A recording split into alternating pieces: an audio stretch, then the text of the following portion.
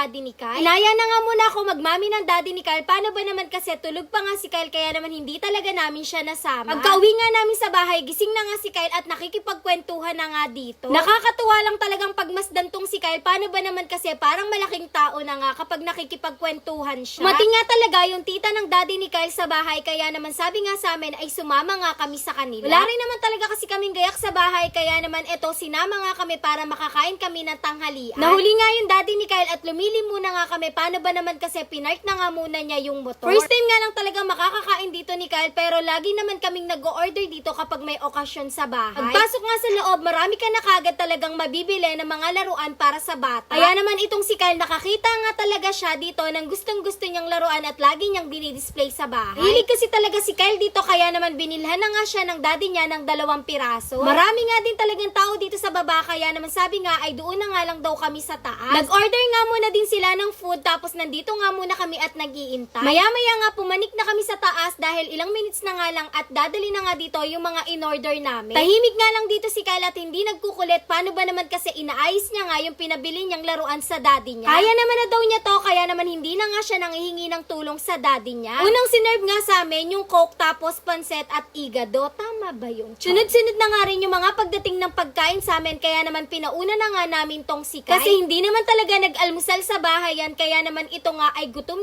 na nga daw siya. Nabusog nga talaga kami ng sobra lalo na nga si Kyle kaya naman thank you so much po. Chicken at kari-kari nga talaga yung kinakain dito ni Kyle. Kapag kari-kari naman gulay at sauce lang talaga yung gusto dito ni Kyle. Pero yung laman nga hindi talaga kinakain ni Kyle pero kapag crispy kare-kare ay kinakain niya pati yung laman. Maya-maya nga lang nakaramdam na nga rin talaga ako ng gutom kaya naman upupo na nga ako dito at kumuha na nga ako ng panset at gulay. Hindi nga namin katabi si Kyle at humiwalay nga sa amin dahil katabi niya nga si EJ. Madalas kasi hindi na talaga sumasama yan sa aming si Kyle at pinipilit na lang talaga namin. Akala ko nga busog na nga si Kyle pero humirit pa nga ng chicken at gulay. Busog na nga yung si Kyle pero gusto pa nga daw kumain ng bibig niya kahit ayaw na ng tiyan niya, char. Tapos maya-maya nga sumunod nga si mama at si papa tapos kasama nga si Stanley. Nauna nga talaga kami ng daddy niyang kumain dito kay Kyle pero ito nga si Kyle ay kakatapos lang kumain. Mupo nga ulit siya dito. Paano daw ba naman kasi nahihirapan nga siyang tumayo dahil busog na busog siya at sumasakit yung tiyan niya. Kapag talaga tuwang-tuwa tong si Kyle at nakikipaglaro sa akin, bigla na nga lang nananakit, char. Sabi ko nga sa kanya hanggat bata siya, i-enjoy na nga namin to dahil pag laki-laki niya nga ay hindi na talaga makikipagkulitan sa akin yan. Favorite talaga ng daddy ni Kyle yung crispy pata kaya naman pina-take outan nga siya ni Tita Oli. Thank you po. Dumaan na nga din yung daddy ni Kyle dito sa bilihan ng mga pyesa ng motor. Kaya naman pagkatapos nga namin kumain ay dito na nga talaga kami dumiretso. Wala naman na daw siyang ibang gusto kung hindi bumili lang ng pyesa ng motor niya. Minsan lang naman to kaya naman hinayaan ko na abot tenga nga ang ngiti niyan. Yun lang. Thanks for watching. Bye-bye.